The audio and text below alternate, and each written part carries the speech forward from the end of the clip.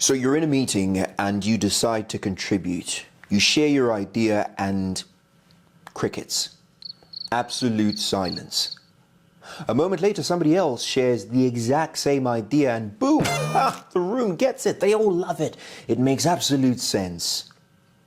Or maybe you're pitching to a client and halfway through the presentation, you could see them lose interest. The quick look at the phone, the polite nod, but in your heart, you know they're not sold.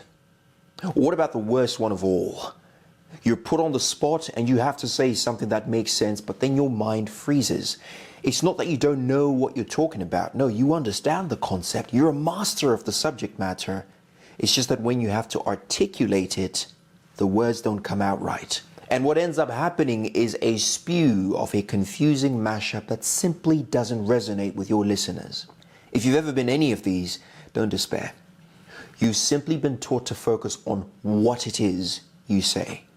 Now, what if I told you that more than what you say, it's important to realize how you say it? You could sell water to a fish if you know how to say it right.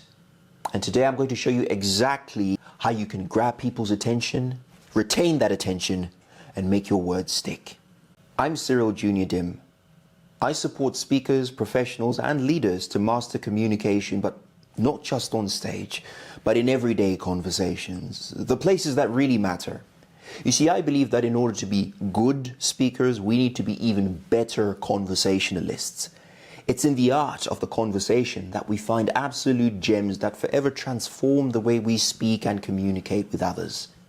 You see, the real problem is that all too often we focus our attention in the wrong place, or we overinvest in one particular area. Either we focus too much on what we say, neglecting the experience of delivering the material, or we focus so much on how we look as we say it that we jeopardize the naturalness of the presentation. In this video, you're going to learn 3 quick fixes that will forever level you up in the realm of communicators. Applying just one of these fixes could significantly improve your ability to make people lean in. Stay with me, let me tell you more. Do you ramble or go blank when you've been put on the spot? Tell me a bit more about yourself. Why do you think you're the best for this job? Tell me more. And you go blank, or you tend to ramble. If so, fix number 1 is for you. If you ramble or go blank when you've been put on the spot with a question, start with silence. This is a very useful silence. In your silence, you compose yourself, you gather your thoughts, and you prepare yourself to start speaking with power. And when you do start speaking, you're going to do one of 3 things. 3 things that can make your answer immediately more effective when you've been put on the spot. Number 1 is to ask a question. A question challenges the problem-solving sphere of your listener's mind. So when you start with a rhetorical question, it's immediate engagement. The second thing you could do is to make a bold statement or give an interesting fact. What this does is it makes an implicit promise that you're going to elaborate later on and specify why the fact is so important. The third thing you can do is to immediately go into a story. Hit the ground running and tell a story.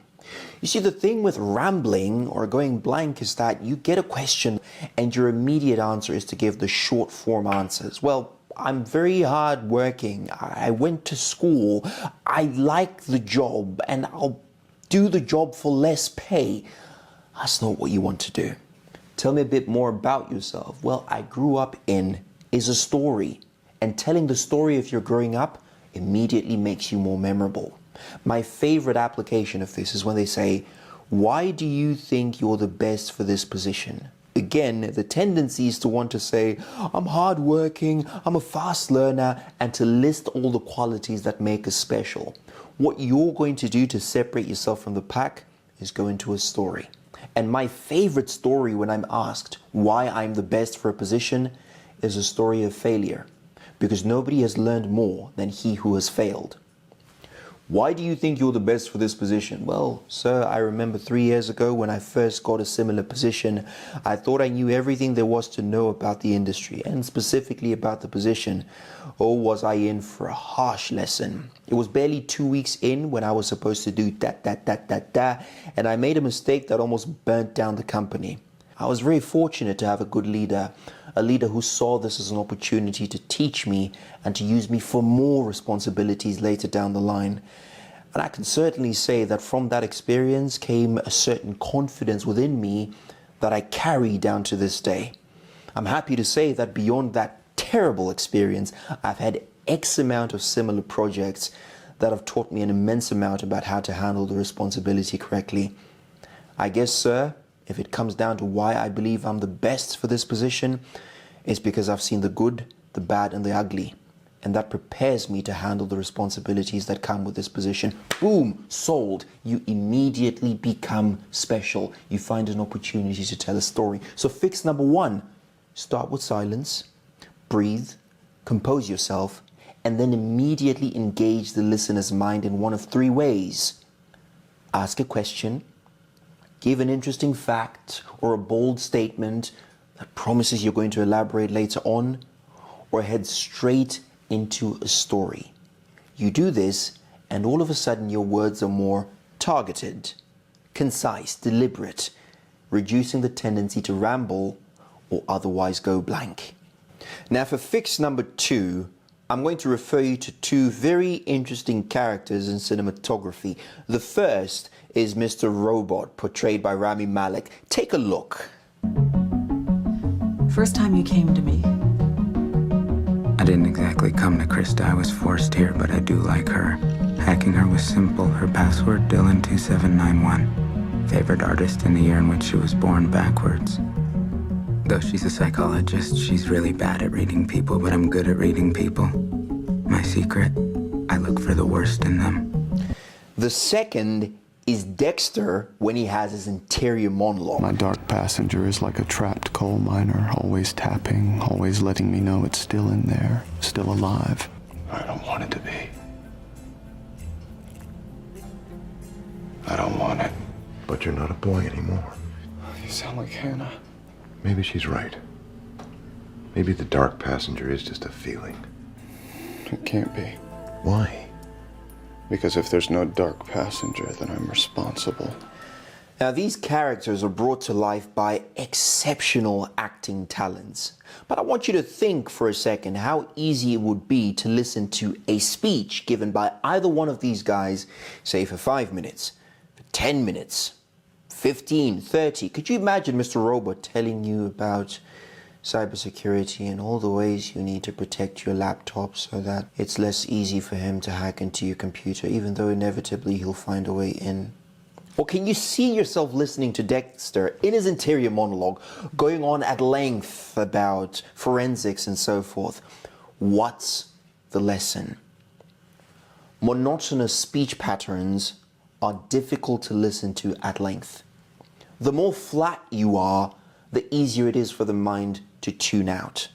So if you've ever had the great displeasure of people tuning out while you're speaking, and I can tell you a story or 2 about people falling asleep, people pulling out their phones, standing up and walking out while I was in the middle of my presentation. If you've ever had the great displeasure, fix number 2 could be an absolute game changer. It's the system of pattern interruption. Nobody likes a story that they can predict. Nobody watches a movie if they can with great certainty predict how the movie's going to end. This is one of the reasons I haven't rewatched the Titanic. What you're going to do on the content front is to make the high moments of your speech less predictable. But remember what we said, more than what you say, how you say it can make the difference between retaining your audience's attention and forever losing it. Things like your volume, your pitch, your pace, when varied, can go a long way towards retaining the attention of the people that you're speaking to. Now, there's a few instances when I make sure to vary my speech patterns. The first is when I'm emphasizing something of paramount importance. I recommend bring it down. Bring your voice down. That creates dramatic effect. Slow down your pace. that creates emphasis. You can think about it from a practical point of view. What would your instinctive reaction be if you were sitting across the table from me and I suddenly bring it down? Well, isn't it true that when people bring it down, listeners tend to lean in? What's that? What happened next?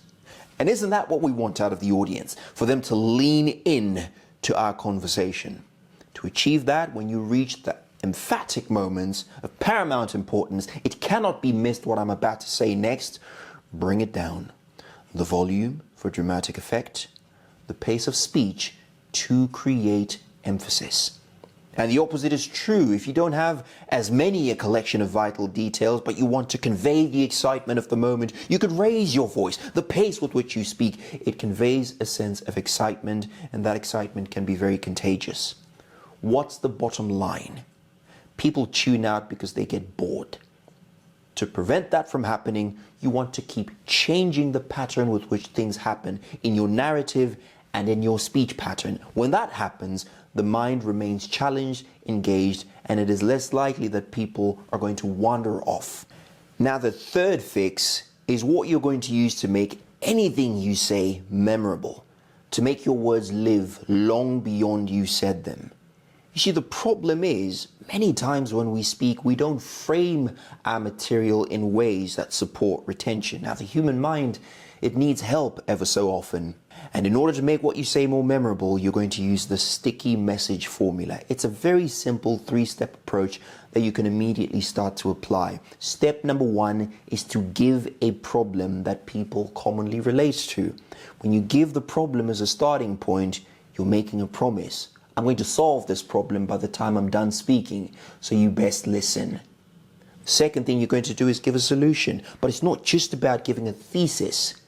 Can you narrow your solution down to one sentence? Why is this important? Remember, the solution is what we take with us from the conversation or the presentation. And if it's going to be useful to us in the future, brevity is your friend.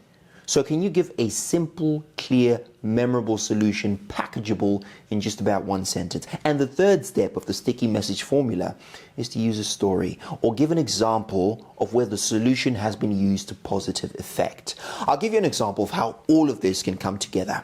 Many people believe that communication is about speaking louder. I believe good communication is about creating contrast between fast and slow, between loud and soft. Do you want proof? Let me show you. Structure is your friend, and structure lends to your being memorable. So the next time you're speaking, try and ask yourself if you can package your offer in one sentence or less and wrap it in a sandwich made of a problem and a real life use case, and people will take what you said with them. Now, you've received 3 techniques that can help you to be more confident, persuasive, memorable, attention-grabbing when you talk to people. The first technique is to help you if you ramble or if you freeze when you're put on the spot. The second is pattern interruption, to retain people's attention throughout your presentation. And the third, the sticky message formula. It helps you to organize the things you say in a way that makes them easy to remember. The cumulative effect is that people lean in, and most importantly, they take what you said with them long after you said it. I'm sure you agree with me that practicing these things, though, however helpful or relatable they may be, practicing will take a bit of time. That's why I've prepared a special workbook that will take you through real life scenarios where you can practice everything we've spoken about in this video. You'll find the workbook linked down below. Go ahead and download it and take a look. Or alternatively, join my free live workshop where I will walk you through the application of these techniques in real time. I've been Cyril Jr. Dim, and this is how you can speak so people want to listen.